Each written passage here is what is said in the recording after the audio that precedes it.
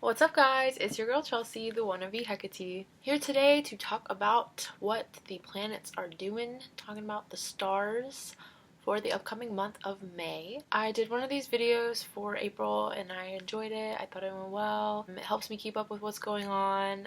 Hopefully it'll help y'all as well with, just keeping up with just the personal planets. We just talk about like the sun, the moon, Mercury, Venus, Mars. We don't discuss Jupiter, Saturn, the outer stuff or anything like that because they move really slow and they're going to be going the way they are and in the sign that they are for like multiple months at a time. What we're discussing is like how Mercury and Venus will change signs during the month.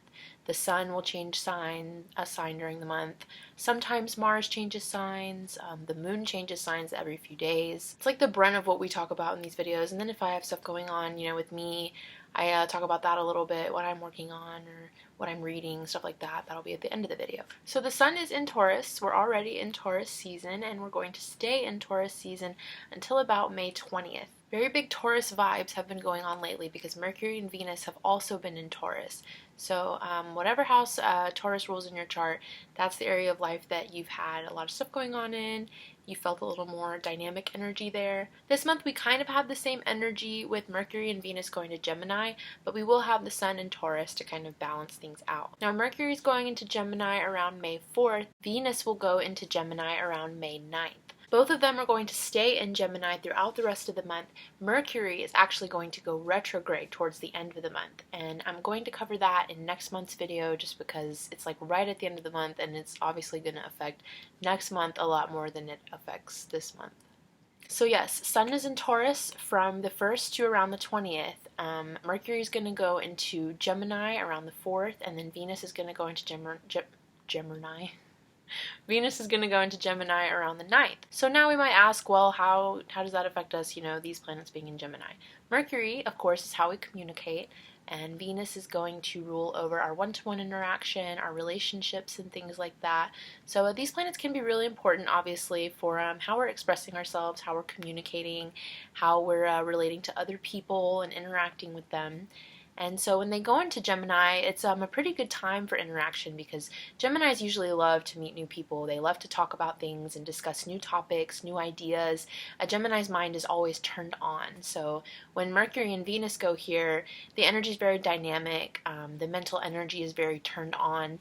Mercury itself is ruled by Gemini. So it'll be fun seeing Mercury going to Gemini and seeing how things get a little more spiced up after being in Taurus, which is a more docile and reserved sign. And when Mercury's here, it's a little more keeping to itself and kind of doing more like deliberate work and communication more than like excited, like dynamic, I want to tell you about a story or something, I hope that made sense. It made sense in my head, but I feel like the way I said it, it kind of might have been like, what?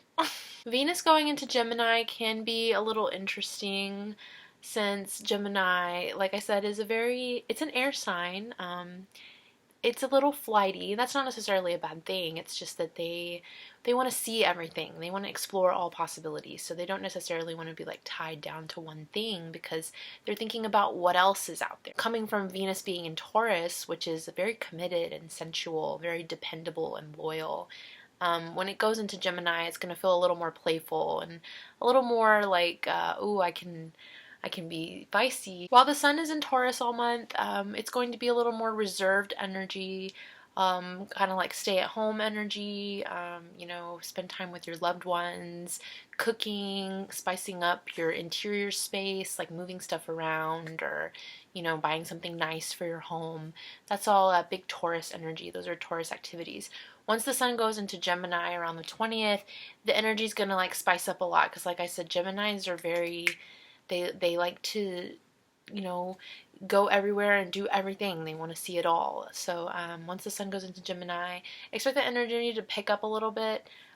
We came off of Aries season really hot. It was a lot going on and it was just go, go, go energy. So we had our little break in Taurus season. So definitely take advantage of the break time because once things like go into Gemini, it's going to definitely start picking up again. And then we'll get our break again in Cancer season. Speaking of Cancer, Mars will be in Cancer all month long. Mars, of course, is the planet of our drive and ambition, how we go after the things that we want. When it's in Cancer, it can be a very interesting time because Mars, of course, is a fiery planet and it's ruled by Aries, which is a fire sign. When it goes into Cancer, which is a water sign, it can struggle a little bit. It's definitely more of a subtle kind of going after what you want, more than like a direct attack. Oh, I should read my new book. I got this great new book called Astrological Transits. I talked about it in the last video. I'm gonna see what it says about Mars transiting Cancer. Mars in Cancer is like a harried mother piloting her SUV full of demanding children through rush hour traffic. She usually holds it together, but look closely and you'll see a little craziness around her eyes. If one of those kids starts choking on a Lego, though, Mars in Cancer becomes a laser-focused dynamo. Protecting home, hearth, and loved ones is Mars in Cancer's greatest strength. That makes sense, and I think I remember now when I read about this before, when the personal planets transit Cancer, it's a time of dealing with domestic matters, since Cancer rules your home and your family. So you may see some things going on the domestic front this month with your family. I know I have my sister's graduation coming up. Whoa. K-pop event celebrating SHINee this month. We're really excited about that too. I'm definitely going to be spending a lot of time with my own family. So, boom, astrology's real. The moon. The new moon in Taurus is going to be around May 10th.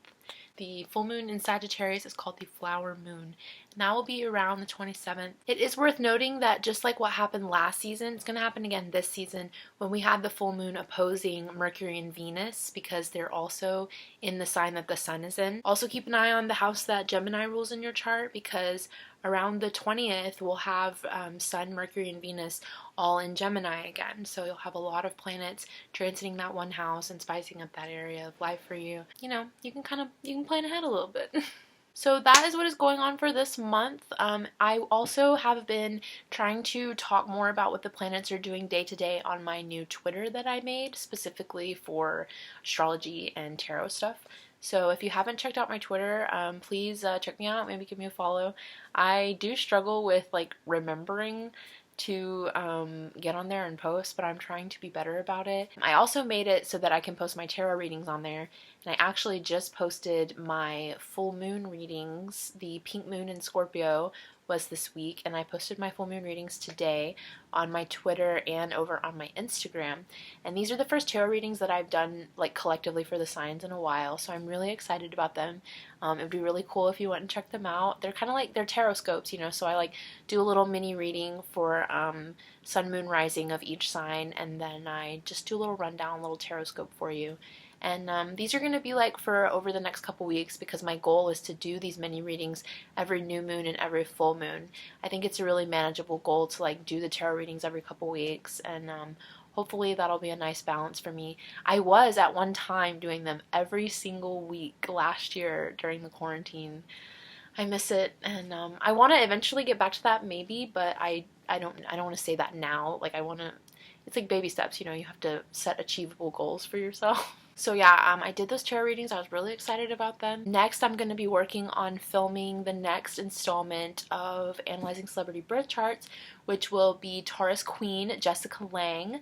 She's probably most known by like people my age, like my generation. She's an American Horror Story, but she was also like in the really old King Kong was like when she had her debut, and she was so like talked about because she was just so beautiful, and you know, she was just new on the scene, and she was the damsel in distress in King Kong. And so she's been in a lot of other stuff since then. She's had a really great storied career, and I can definitely see why when I looked at her chart and her placements. She's a very hard worker, so I'm going to get into that when I film that. I have the script written, I just have to film it.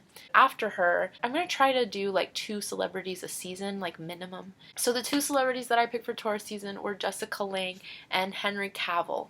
Henry Cavill was actually a suggestion from a user.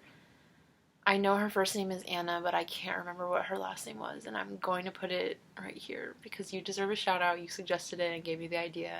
It was perfect timing because he's a Taurus and we were going into Taurus season. I'm excited to talk about his chart. I haven't gotten like into it yet, obviously, because I still have to write my little note thing for the video. I'm really excited to talk about him. He's so cool.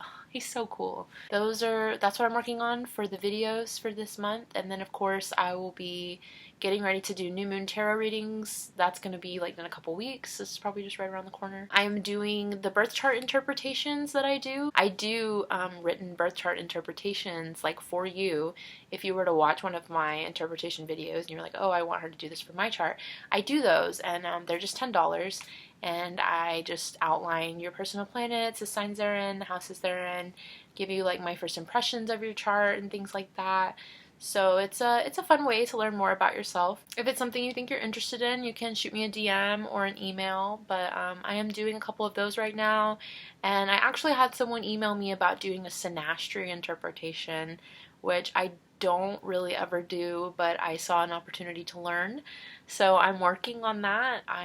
I don't know what I'm doing, but I'm you know, it's a learning process, and all you can do is try when it comes to work like this, in fields like astrology or tarot, or, you know, really anything you want to learn about. You just pick up a book you read and you try to teach yourself, and hey, it's a start, you know? The channel reached 100 subscribers. Thank you guys so much. I was so excited when I got the email about it from YouTube. I was like, awesome.